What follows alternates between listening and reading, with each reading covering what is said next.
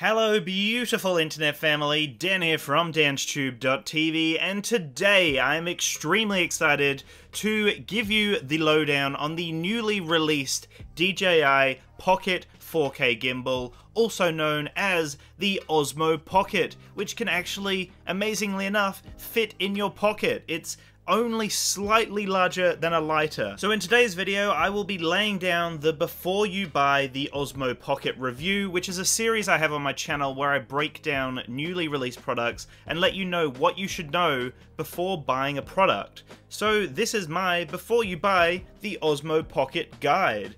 The Osmo Pocket is available on Amazon for $349 US. I will have the link in the description below, and if you do pick up your Osmo Pocket from that link, you actually do help out the channel, so I really do appreciate that. Also, if you want to keep up to date with this before you buy series, then make sure to subscribe to the channel as I regularly review high-end products and give you guys the lowdown on what you should know before you buy a product.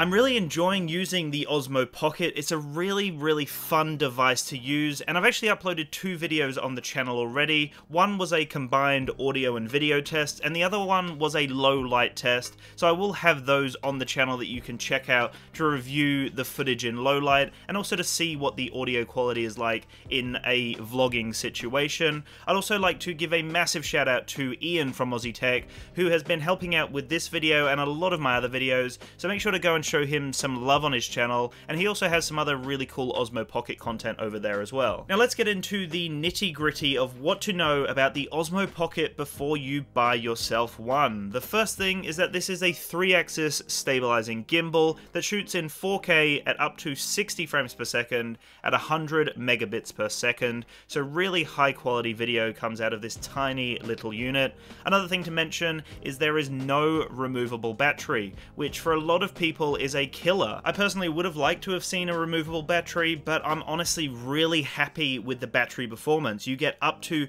2 hours of battery life, and it charges really fast as well. It uses a USB-C charging port at the base, and it's really easy to charge up, and 2 hours is actually remarkably good from such a small 4K camera. It's actually really hard to portray how small this all-in-one gimbal system really is on video. You need to see it in person, but it's only slightly bigger than a lighter. It's honestly the smallest all-in-one gimbal system I've ever seen, and I'm pretty sure it's the smallest of all time. Definitely the smallest 4K gimbal system that I've ever seen, and it weighs nothing, but yet it feels so well built. It feels like a DJI product, and you can tell that they've put so much time and love into making something that everyone can love and everyone can enjoy using. It's actually quite addictive to use this thing. It's so easy to just get it out and capture the footage you're looking for, and that's another thing to mention. The boot up time is only around 4 to 5 seconds, and that means that you can capture the action straight away. The boot up time is very quick, and then you can record straight away without any sort of delay when you press the record button,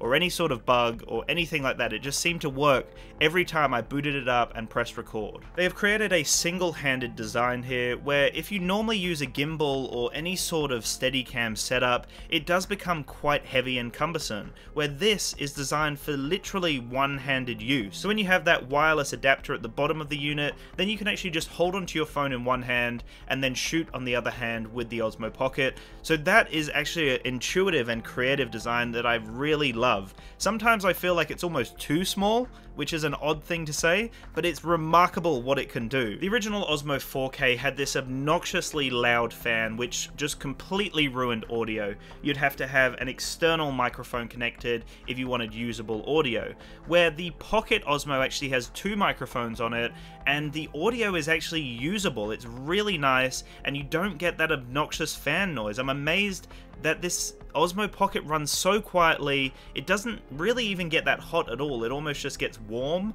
but you don't hear a fan. The audio is beautiful on it. It records really nicely, and it's a great little vlogging setup. Like I mentioned earlier on, I've actually done an audio and video test on the channel, so make sure to check that out as it really showcases what the onboard audio is like. One of the most surprising experiences for me was using that intuitive touchscreen. It's so small, and in photos and videos it looks like it would almost be unusable, but it's remarkably responsive and it actually works in all lighting conditions. So I'm really impressed with this touchscreen. I've actually noticed I don't even really connect my phone most of the time. I'm happy with the functionality from the touchscreen. You can choose all of the important shooting modes and resolutions, as well as all the different features that you would expect to have available to you. All of them are available from the touchscreen, and then the only reason you'd really want to connect your phone is if you want the Pro settings, which at this current stage right now that I'm doing this review, the D-Cine-like is not available, and also the Story mode is not available. But in the Pro mode you can play around with ISO, shutter speed, and white balance, as well as a few other options as well. But I just found the touchscreen on the device definitely the best experience overall. It's kind of odd to have your phone just kind of dangling off the edge of a connection point, and even though it seemed to be quite solid, I found the phone would move a little bit and I had to hold the phone if I really wanted it to be secure, so that's probably not the ideal shooting setup for me. Another important point that a lot of people want to know is, what is the focusing system like? And overall, I found the focusing system to be extremely reliable, although sometimes it would occasionally try to hunt for that focus point, but I just found myself tapping on the screen to make sure that every shot was in focus, and pretty much every shot I had taken was in focus. The only occasional ones that came out of focus were some of the low light shots that I took. I don't think it could really focus on something from a distance, and a few other issues I had when I went into slow motion and it just didn't seem to focus. But for the large majority of my shots, everything was in focus, and I think this is something that they can obviously work on as well with software updates. My recommendation would just be tapping on that little touchscreen to make sure that the central point, or whatever the subject is in focus, and that was the easiest way that I had found to make sure everything was fine. And like I said, everything seemed to be fine for the majority of my shots, which I was very happy with. The other little feature that I really enjoyed, and I found it to be quite an intuitive experience as well, was the triple tap of the mode button, which would then flip the camera around to face you, and then it would automatically enable face track, which was very interesting. That seemed to work really well. It kept me in focus, again, for pretty much all of the shots that I'd taken. You can also get a really cool profile shot of you walking, and you can hold it off to the side, and it will literally keep you in the frame, and then you can move it in front of you and it will follow and keep the face, the subject, right in the middle of the frame. I was very impressed with that one as well. One thing that also really surprised me was how well thought out the Osmo Pocket sleeve is, and that's something that's included in the pack, and it's basically just a hard plastic sleeve that will actually hold the gimbal itself. And one thing that I loved is when you turn the camera off, the gimbal would then reset to a point where it could just slot straight into the sleeve without you having to move the camera.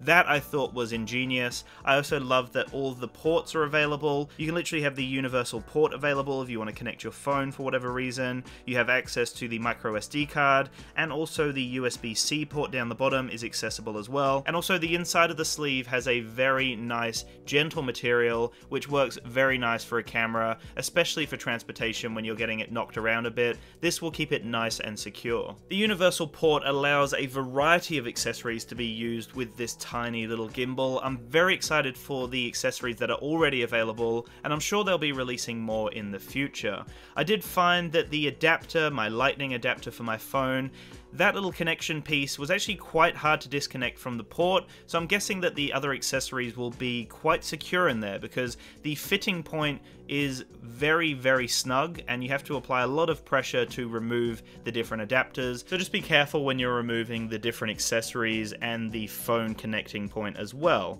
Another thing to mention is the amazing low light performance. It automatically recognizes that you're in a low light setting and it will adjust the camera appropriately, and like I mentioned, I do have a low light test on my channel. I filmed some Christmas lights and I was blown away at how well this little unit performed in low light. I haven't had too much time to test out the active track mode. I was thinking I'll create a separate video on the active track mode, but for the most part, from the tests that I had actually performed, I was very impressed with how it worked just from the unit itself. If you use the phone, then you have a lot more control to draw over a subject that you want to track, but from the actual touchscreen on the device itself, you can literally just tap on a subject and it will track it, and from all the tests I did, it was very, very cool, and as you would expect, it's DJI, so it works really well, and it's almost something that you don't even have to think about, and it does everything for you. It's just such an amazing feature to have. The slow motion 1080p footage looks fantastic. It shoots at 120 frames per second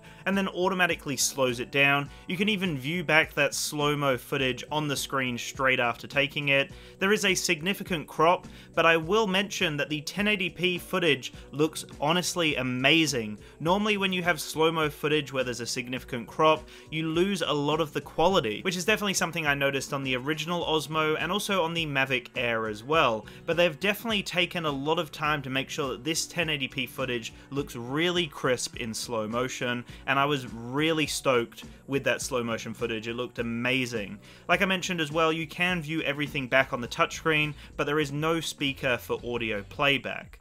Another thing to mention was the time-lapse and motion-lapse modes, which I'm really excited to still play around with, but I just couldn't get them to the point that I was happy with it. I would be recording for an extended period of time, and the video file would be like a second, maybe 2 seconds, and it was just too quick. I played around with all the settings and I tried to get it right, but I think you really have to just leave it somewhere and get a moving shot through the motion lapse and just leave it for like 5 to 10 minutes or even longer to get at least a second or 2 seconds of decent usable footage. I did notice the Hero 7 Black had a really cool time-lapse feature that just seemed to create nice time-lapse videos, so I think this is something that needs to be improved on the Osmo Pocket, and something that definitely can be, but at the moment I just wasn't really happy with that time-lapse and motion-lapse feature.